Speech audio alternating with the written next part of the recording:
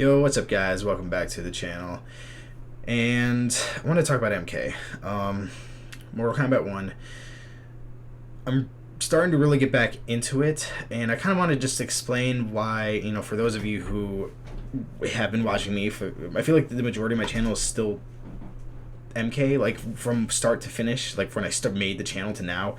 The majority of the videos that are up on my channel, I think, are still MK. I could be wrong, but it's between MK and For Honor, and MK has been a game I grew up with and I've loved for a very long time, and it's been a company that I've trusted to come out with just banger after banger every single time. MK11, I still agree. Honestly, I think MK11 was a freaking banger. I think the offline modes were kind of lacking. I do think it could have been better, but I loved the open world crypt with the puzzles and things. It could have been even better if they had, like, hidden fights in there, Maybe, like, this crypt guy who's only playable in the crypt game mode. You can go and you fight other guys who maybe pop up, right? And he has his own moveset and things, and I think that'd be pretty cool. And I'm kind of going to use this to transition into MK1.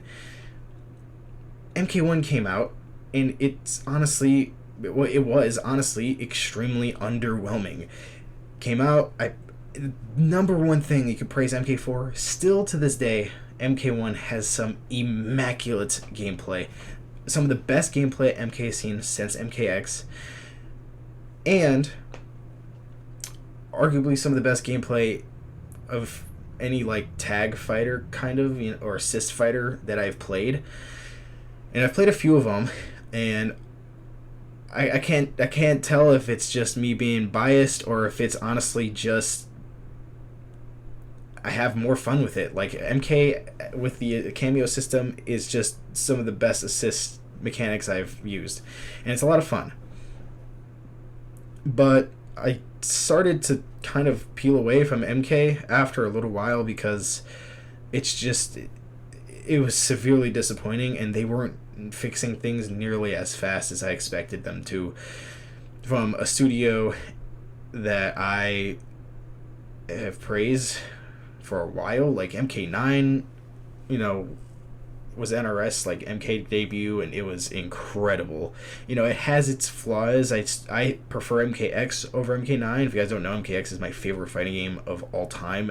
I don't think anything is going to top that, and I thought MK1 was going to be the game to do it, but unfortunately it just hasn't. It hasn't lived up to that standard. I do think that as time goes on and they finally start to drop more and more stuff, then I do think that it can get up there and it can be better and better, which is why I've come back. Like, Ermac and Movado are the best characters and cameos that they've dropped for DLC, like, period. Outside of Tremor. It's just, Ermac feels like a complete character, like he has his entire kit fleshed out. There's so much that you can do. Honestly, when you're watching people play Ermac, you're playing against Ermac, you're playing as Ermac, you're not repeating the same shit that the other guy's doing, right? Like, you can play Ermac in a multitude of different ways because he has a lot of options. He can be a rust down machine, and of course with the cameo system, you could make Ermac more of a zoner if you want to go that route. He could be he work well from mid-range. He can be a damage machine. Whatever you want to do with Ermac, you can do it, and that's amazing. But he also keeps his identity, right? Like, obviously he's not the greatest zoner in the game because he doesn't really have a projectile per se. He has his, like, jumping down back 3 or whatever, that has, like, the footsteps on the ground, which I think is really cool. His animations are amazing. He looks amazing, and he's a ton of fun. Expect an Ermac video soon, kind of why I'm talking about this. But, then they drop Movado, and Movado works extremely well. He has the ability to extend combos about as effectively, if not more effectively, than Scorpion can. He might not do as much damage, but the reason Movado is so good at combo extension is the hit reaction you get. Similar to Janet. I think they did Janet Cage pretty well with this too, where they kind of get suspended in the air. They don't go super far away from your character.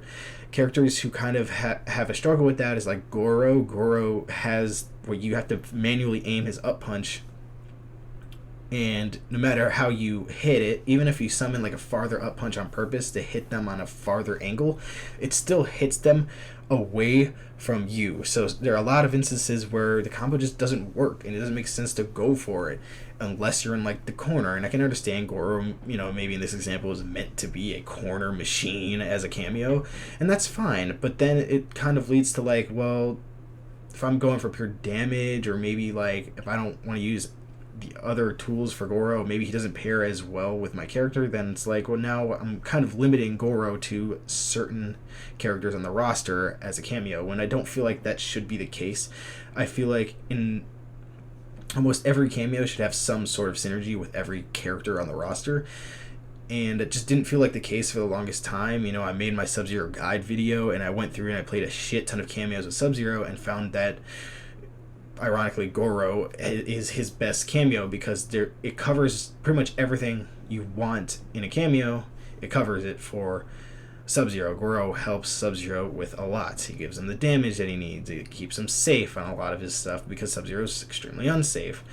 It gives Sub-Zero some extra mix, things like that, and that's nice. But then it's like, well, if I want to use someone else with Sub-Zero, I'm kind of limited to a few other cameos, for one, and for two, I'm not going to be as effective as if I were to be playing some, with another cameo. And sometimes it just doesn't make sense, like some cameos just don't work at all with who you're playing, and it's like, well, what if I want to use that other cameo just simply because I like the character itself? Like I want to play with, Tremor, for example, who's personally my favorite character in MK, period. I love Tremor, and so obviously I want to use Tremor with pretty much every single character on the roster, because I want to use Tremor. Like, I'm there to play Tremor. But sometimes it almost feels like a hindrance trying to force this cameo onto other characters, which I don't think that should be the case. And I can understand, a meta standpoint and certain cameos being better with other characters. That makes a lot of sense. Especially if you want to do something kind of cute where it's like, two characters who are supposed to be like canonically partners in some way, like any of the Lin Kuei guys will be really good with another Lin Kuei cameo. That would be pretty dope, and that I can understand. But at the same time, I don't feel like it should hinder the ability to use the cameo with another character, and I feel like that was a struggle at first. But with Janet and with Mavado, it doesn't feel like they're hindering anybody. It feels like you can use them effectively with any character you want on the roster. That's amazing. And yes, they're better with some other characters than others. Like Mavado is very much so best when paired with Xiao. Very much so. But at the same time, I can use Mavado extremely effectively with literally anybody I've played with so far in practice mode. I can use him effectively in a variety of different ways, and it makes Mavado a lot of fun.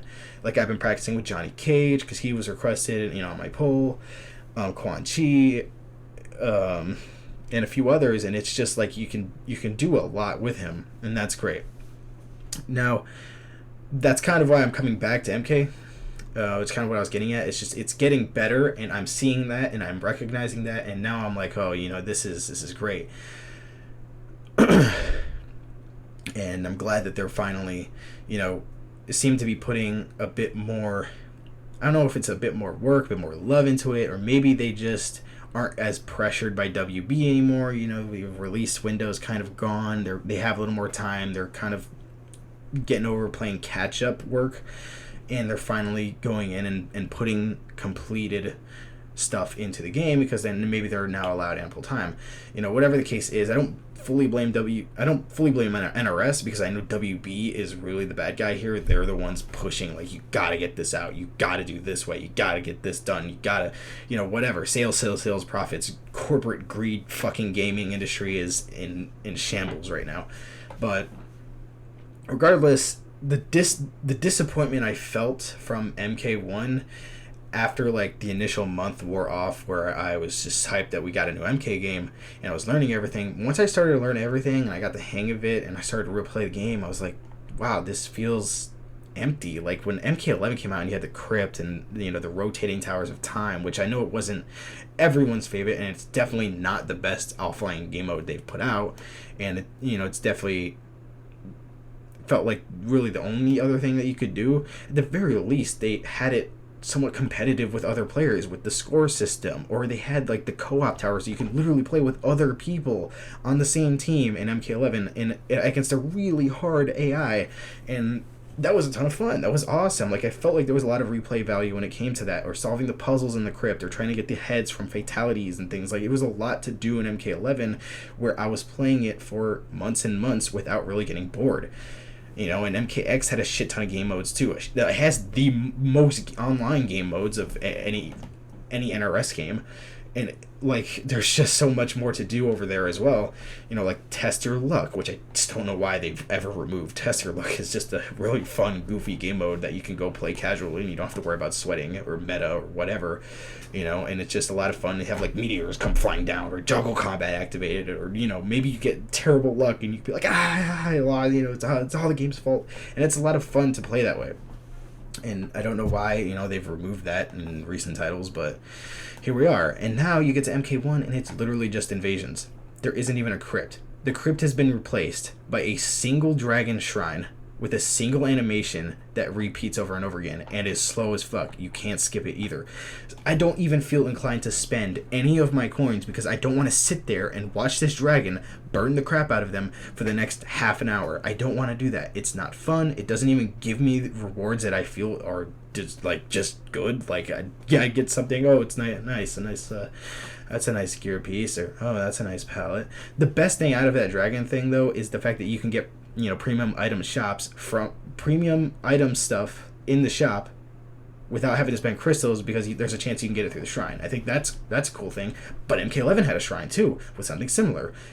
Within their open world crypt, you would literally go up to the Knocknut Shrine with this cool, dope ass collector statue, and you dumped in coins, and you get to put in however much coins you want, up to like 100k or something like that. And it changed the rewards you get, and it was fun. You know, you can figure out the thresholds for which items you can get, and you know, if you need collectibles for towers, you can do that, or if you want to go for trying to get gear or skins, you can do that too.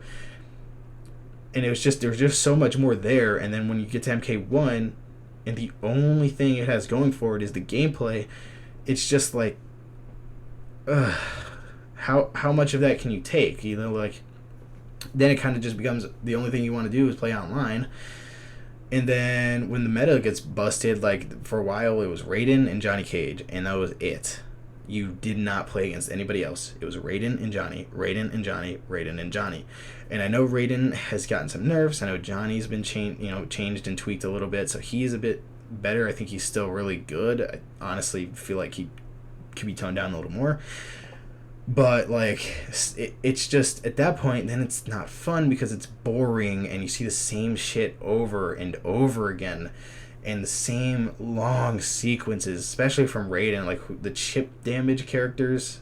For example, Raiden being the best one, where all he does is he does his stupid ass string, and then he does Storm Cell. He holds it, locks you in place with a cameo, and continues to do it. And what would help like a lot, is like a push block mechanic. Why don't we have that? Why has that been removed? You can't even do it through flawless block, you know, like MK11. I know there wasn't a push block or a block breaker or whatever, but at least from like a flawless block, you could flawless block and then do up 3, and you get iframes and you'd interrupt your opponent and you'd stop their pressure. Or an MKX, a great way of going at it too was you have iframes on backdash and it costs some stamina, and you'd backdash and you'd kind of reset. You might even be able to whiff punish somebody for being that aggressive. In MK1 though, it's just not the case. There isn't a mechanic to allow you to stop your opponent's pressure, even if you want to use like all of your meter. I don't understand why there isn't an option for that. Like, honestly, I know they want it to be high paced, full of action, and have all of that going on for them. But and that's great. That's what we want. You know, we want more creativity. We want more fast-paced games as opposed to MK11. But what I don't want is to have to sit there and just eat whatever my opponent's doing the entire time and just be permanently locked into it. Like, cameos, they should have a mechanic that can allow me to stop that. You know, like if they're using cameos to extend their pressure, I should be able to use my cameo to stop that kind of pressure. And now Movado finally has something similar, or Movado finally has something that could work to be that. If you flawless block, you can forward summon Movado, and it's essentially a push block. What kind of sucks though is that it's only a Movado thing. So now, if you want to deal with that kind of pressure, your best cameo to use is Movado, and that now restricts your character selection, which then means you're going to be fighting the same cameo over and over and over again, and now you're back to that same problem, where now everybody's using it because they don't want to deal with the other shit. I know Tremor has something decent too, with from his crystalline skin, you could do his forward summon, and you have some iframes on it if it's a reversal. And that's nice too, but that only works if there's like a gap. And I mean, kind of the point for a lot of these chip damage characters using their cameo is to cover those gaps. But still, I mean, there should be more options for me to deal with it. More cameos should have options for it. Maybe some characters should have built-in moves designed for it. Or honestly, just add a freaking mega expensive push block mechanic. You know what? Like, fuck it. You want me to spend all 3 bars of my meter and my cameo meter for my cameo to come out and act as a push block? I'm more than willing to do it. I'm seriously more than willing to do it. So I can get somebody off my ass and reset. You know, it's just a tool that I can use to change the pace of the game, and that's just not in there. And that's about it for like the gripes I've had with the gameplay, and I can see it getting better. Like, again, like I said with Movado, that's a great thing to have added. And I know another great thing is Ermac's move, where it kind of makes his super meter act as a health bar. I think that's pretty cool. So you can kind of just sit there and eat the chip damage and not have to worry about your health going away, or eat a combo and not have to worry about your health going away. I think that's really cool. But that's about it, like, in terms of like gameplay that's been bugging me. But again, I could see it getting better, which is why I'm starting to get back into MK again. But the other thing that's bothering me too, it just feels like there's a lack of content. It's really still just invasions and the shop, and there's nothing else. Something that's really been bothering me is that there still isn't an online practice mode. Why didn't that drop with the game? Why is that still gone? What is the Warrior Shrine? I don't think that's up yet. It still says coming soon. The game's been out for months. Why is there still menu items saying coming soon? At this point, you shouldn't have put them in, at the start. You should have just waited until you were ready and then dropped it, and would have been like, oh, whoa, more content. That's cool. But at the same time, like, where is online practice mode? I want to convince my friend to come in and play MK1 with me so I could show him how awesome the gameplay is.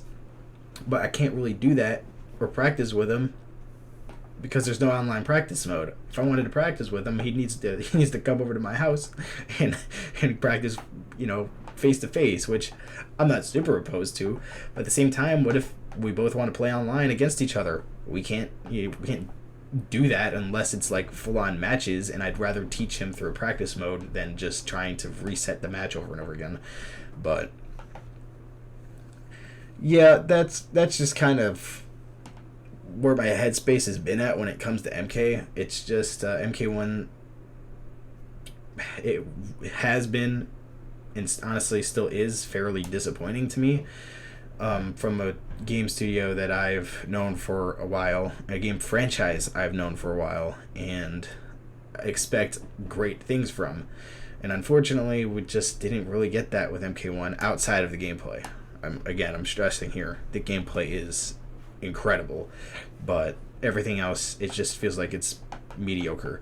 And hopefully, in the future, we can get some awesome stuff, maybe some story mode expansions, maybe a real crypt, or some version of a crypt, more offline game modes, the stuff that still says coming soon, that could be unlocked soon, please. So I have high hopes for the game, and I know it'll end up in a better state, eventually, like in a much better state eventually, because it's in a much better state now than it was at launch, and it's only gotten better.